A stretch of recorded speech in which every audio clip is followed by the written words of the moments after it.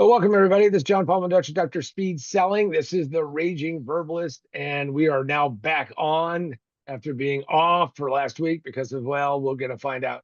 This is number 263 for those who are keeping track. And if you're new, welcome, welcome, welcome. And if you have been here for a while, we're glad that you're back. And always thumbs up and, like and subscribe. And if you want to be notified and be annoyed, do that. I don't know if anybody's doing all the notification because after you get like so many of them, you just go crazy. Anyway, Raging Verbalist, we talk about all kinds of interesting topics. Don't veer off too much into politics. Of course, I have somebody who plies me with the questions that you would ply me with if you were in fact able to do that. And we have, of course, the ever lovely Sandra. Sandra, welcome. Hello, how are you doing today? Much better than last week, I can tell you that. So I'm sure. Okay, so we are talking about the Southern California fires. So I know you wanted to make a statement about that. yeah, I wanted to kick off by saying when the fires started, frankly, you get these red flag warnings, and they show up like on my phone, and they tell me that there's a potential wind advisory and all those types of things. And well, I kind of saw those earlier in the day, didn't think too much of it, and then bang, the power went out in my house, and it wasn't like a flicker. It wasn't like a, well, lights dimming or something. It was just like somebody flipped the master switch, and went outside to see if my neighbors were down. They were all down. Called the Southern California Edison, left the message. They basically told me I was the first person in my area to report it, and that they have a very syrupy, artificial intelligence voice maybe that says, well, we're on it. We're going to be working on it, and we'll contact you. And then they give you this really long, long confirmation number as if you're going to write that down. And then they tell you that, then, of course, they finish off by telling you to make sure that you go on the internet to get updates, which, of course, if you have no power, may be a little bit hard to do. It wasn't until like hours later when we kind of assembled everything and had this inexpensive AM radio that I had purchased that had a hand crank on it and batteries and a little flashlight and all of that. And what that ended up doing is that it ended up making me go, well, okay, I now know that what's going on in the world, because I then started hearing about the fires, and that was my only outlet. And so I have I guess my overarching thing is immense sympathy for anybody who has lost property, lost pets, lost lives, lost their life, really. And all I can say is that hopefully we'll make it through. As we're putting this out, there's still fires burning. Hopefully they're getting handles on it, but it is an immense problem, and there's lots of blame to go around. Time for that, but what we really need to do is work towards solutions and not let ourselves get trapped in this, he said, she said, she said, he said, whatever that might be. So to all those who are out there, I hope that this thing clears up quicker than not, and more importantly, that you have made it to the other side. And were the fires close to you? So Southern California is this massive megalopolis type of thing, and we are bordered by the mountains to the, I guess you would say, to the north and the east. And so the answer is they weren't close to us, luckily. They were closer to the ocean. And so we're about 60 miles, 70 miles away. Doesn't mean that you're not concerned about it, though. But, and fire is a big problem in Southern California because this is a desert, not officially. So I guess to officially be a desert, you have to get less than 10 inches of rain a year. Well, we get 13 inches of rain on a regular basis. I think that's the official statistic, whether we need it or not. So yeah, it was not as close as other fires have been. And then what about the smoke? I have had people ask me about that, which is why we're talking about it. Is that this is an odd thing? So the Santa Ana winds come off of the desert. They go through the canyons, the passes in the mountain range that separates the desert of the Mojave and out through, Utah, Nevada, Arizona. And what happens is that the winds blow through those, and it kind of gets, channeled through that. So that means it's actually blowing the opposite direction of what it normally does. So the smoke didn't affect us. In fact, the next day after our power went out on Tuesday evening, 6:43 p.m. I mean, it was crazy.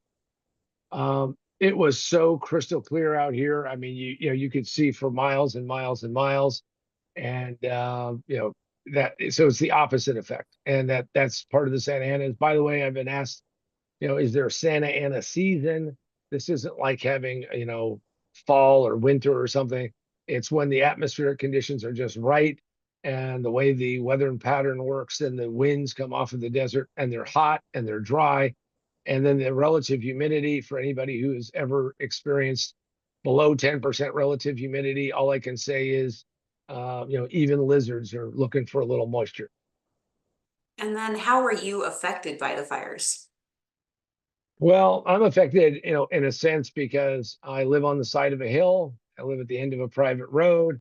And there's only one street behind me, and then there's the rest of the hills.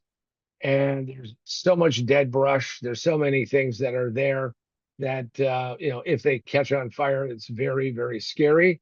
And so I wasn't affected by it that way, but with so little rain and so little humidity, you just got to hope that nobody, strikes any kind of spark to get this thing going. So I was affected that way. And then also getting calls from people all over the world saying, "Are you guys okay? What's going on? How are things going?" And all that. So that's how we were affected by it. And again, the more I kind of assembled uh, a infrastructure, I learned more and more. I didn't even get to see pictures of the fire for a couple of days, just because I didn't want to waste any bandwidth or any of that. I mean, curiosity is there, but for the most part, you just got to be mindful about your own situation and keep that working and all of that. Now, considering that, I'm going to just remind everybody that, and this is one of those days. So if you're going to start a business and you don't want it to burn to the ground, what my suggestion is that you pick up my book. Most businesses fail in the first 5 minutes. It just takes them 3 to 5 years to realize it. Position to Win, available in physical. You can go to our website, positiontowinbook.com, positiontowinbook.com, and go pick that up there. You can go to Amazon, Barnes & Noble, wherever books are sold, and ask for a physical copy. You can also go and get it through Kindle, Barnes & Noble Nook, and Apple iBooks. And if you do it through us, I will, sign it and do all of those kind of things like that. On the other side is we have remote work for a better world. Because I work remotely, I was less affected by the fires, but there was absolute chaos going on. And then finally is that if you ever want to have a little bit of rage in your life, get something done, go pick up the Raging Verbalist mug. It's one that I carry with me, and everything tastes a little bit better with that. Now, having said all that, all I can say is, Godspeed to all those people who are dealing with horrific situation. All right, and have you had a fire near you? I have, and we had our hill catch on fire, and it is a rather scary thing because you hear all the fire trucks and you hear what's going on, and they ended up having a chopper dumping buckets of water on our hill, and probably was started by an illegal off-road motorcycle, which really pisses me off because when you talk to these people, they go, what can possibly go wrong? Well, you know, hot exhaust catches the brush on fire, the hill burns down, the house could burn down with it. Part of the reason why I was concerned. I mean, it was close, nothing like having firefighters guiding the helicopter standing in my driveway. And part of that is the fact that I have a fire hydrant in front of my house. So years ago, when the rules changed and they needed to install a second fire hydrant because the only one was down at the end of the street and into the road, and they came to me and they said, we're trying to put a fire hydrant down here. And I said, okay. And your neighbor across the street said that he'll let us put a fire hydrant and give an easement, which essentially gives them access to a part of your property. But he wants a fee of $50,000. And I said, well, why don't we go? Why don't you show me where you're going to put the hydrant? And the hydrant sits right on the edge of my driveway. I had to sign a sheet of paper that said that when and if there was a fire, that they could put the command center and work from there, and all of that. And he goes, and how much is it going to cost? And I said, you know, keep it serviced, keep it clean, keep it good and ready, and put that command center right here because I want to make sure, because they always protect the command center. So that seemed like a good deal. So yes, I have a fire hydrant for my house. They didn't have to end up using it when they put out that fire, but it was a little too close, closer than I would have liked it to be. And last week you had to postpone our regular schedule because of the power outage. So what was that like? Well, as I've said, 6:43 p.m.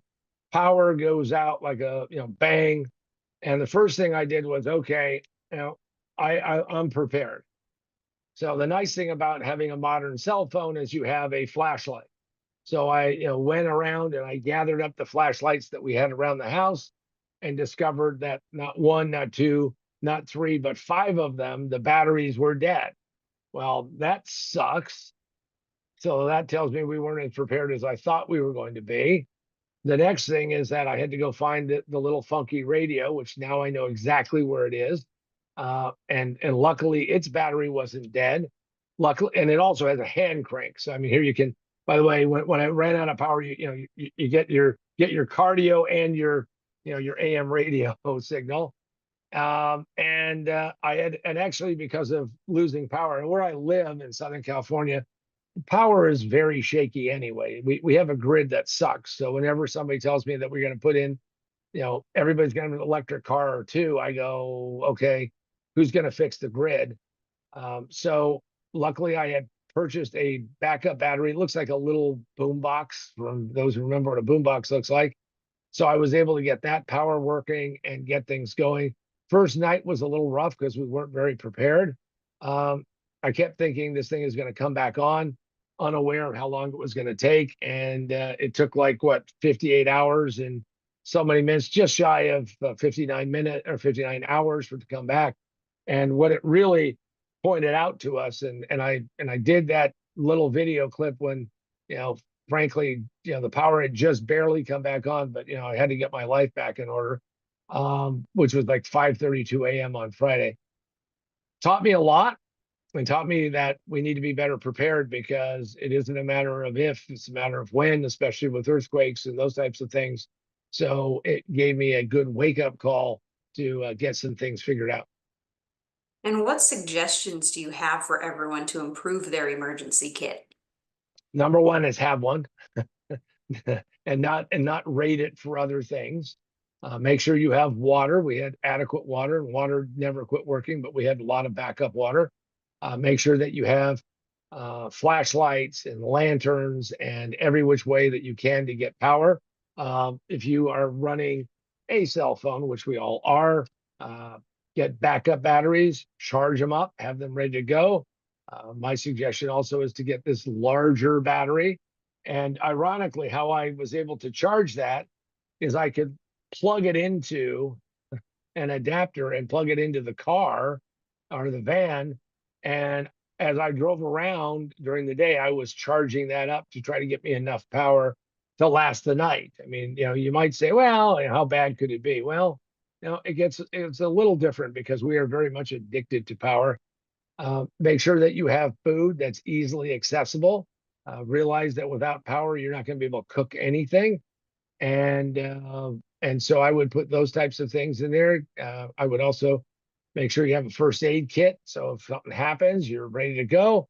And most importantly is that you have all the instructions that you're going to need to run everything that you have, with the realization that you have no power and therefore you are on your own.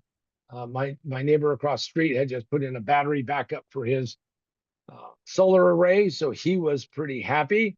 My solar array is older, and at the time, it made no sense to put in a battery backup.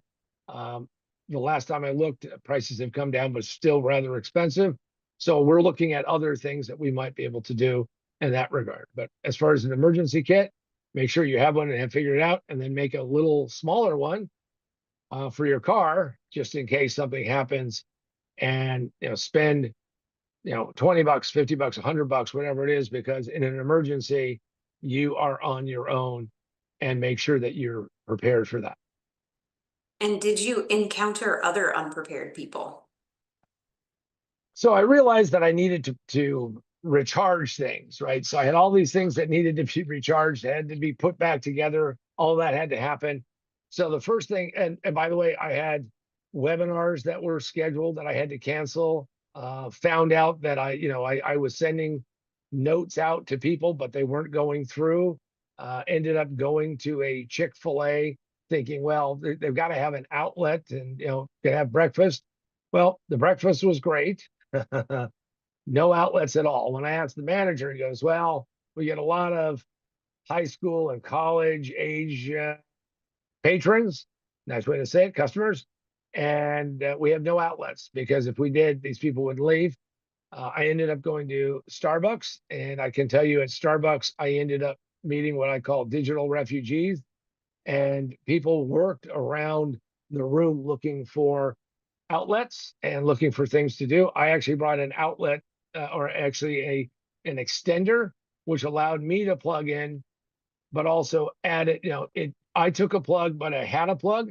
So I ended up helping this woman out, because, she was like, what am I going to do? She had 7 devices that she was trying to charge up. Well, I mean, I wasn't going to be there that long, but the reality of it is that there were lots of digital refugees, and it appeared that virtually no one was prepared for what was going on, because we didn't know when it was going to turn back on. And with that, what I'm hoping is that this never happens to you. I will point out that as we become more reliant on technology, who isn't, that we need to be more reliant upon ourselves to understand that we need to be able to survive and go through these things. If you cannot get through a 60-hour crisis, which we went through, and I would call it a crisis, because again, my wife has some medical conditions. We couldn't run her nebulizer. We couldn't do that. We got to figure out how to make sure we can do that going forward. But all of those things are important. So for each and every one of you, hopefully you will take this as a warning, and make sure that it isn't just a warning, but it's a suggestion to go out and take care of yourself. Little preparation ahead of time. We were better off by the second and third day than we were in the beginning, but in the end, we need to go much further than before. And that means that you need to be ready to go. And with that, I want to thank you for coming on these and listening and working and understanding what we're talking about. And for myself, John Paul Dr. Speed Selling, and the ever lovely Sandra, this has been the Raging Verbalist with the Southern California Inferno. Let's hope all the fires are out soon. And more importantly, that we learn from the mistakes that we have made.